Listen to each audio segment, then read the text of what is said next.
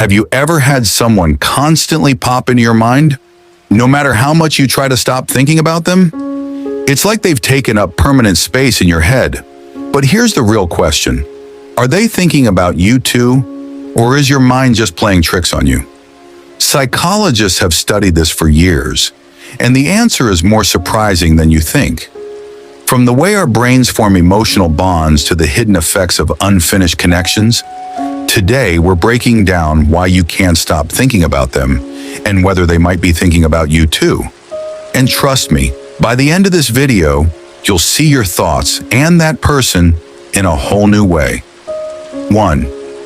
The psychology of constant thoughts. When someone is always on your mind, it's not just random, it's psychology at work.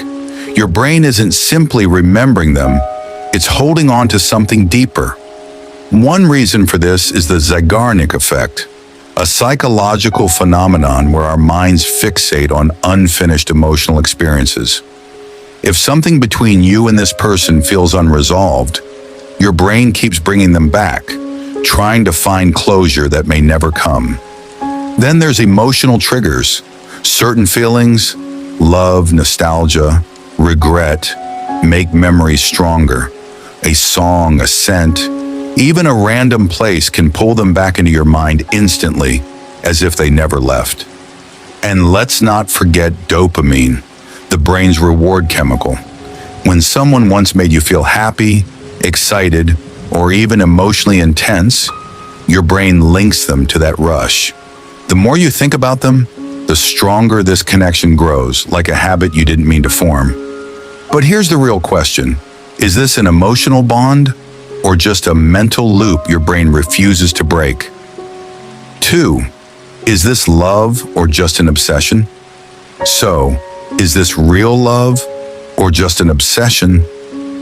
It's easy to mistake deep thoughts for deep feelings, but psychology tells us there's a difference.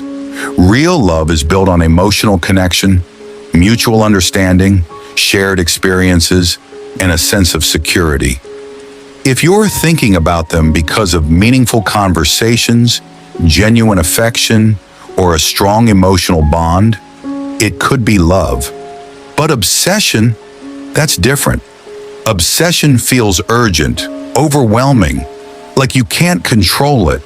You might find yourself overanalyzing their texts, replaying past interactions, or checking their social media way too often. Instead of feeling warm and connected, it leaves you anxious, restless, and craving validation. And here's the tricky part. Your brain doesn't always know the difference. When you fixate on someone, the same neural pathways activate as addiction. The more you think about them, the deeper the habit forms. So ask yourself, are you drawn to this person because of real emotions? Or is your mind just caught in a loop it doesn't know how to escape? 3. Does this mean they're thinking about you too? If you can't stop thinking about them, does that mean they're thinking about you too? We like to believe in unseen connections, that somehow when someone's on our mind, they must be thinking about us at the same time. But is there any truth to this? Let's break it down. One theory is energetic connection, the idea that thoughts and emotions create an invisible link between people. Some even claim they've had moments where they randomly thought of someone, only to receive a message from them minutes later. Coincidence, or something more? Science offers a different explanation. Studies on social and cognitive psychology suggest that our brains are wired for pattern recognition. When we think about someone a lot, we start noticing small things that seem like signs. But in reality, they were always there. We just weren't paying attention. And then there's the mirror effect. If you're constantly engaging with their content, reacting to their posts, or even just staring at their profile picture, you're subtly influencing their perception of you.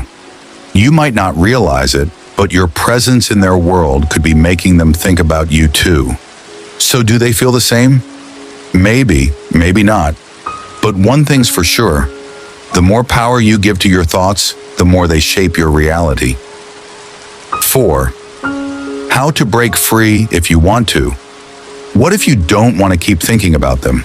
What if this constant loop is exhausting you, distracting you, or even holding you back? The good news?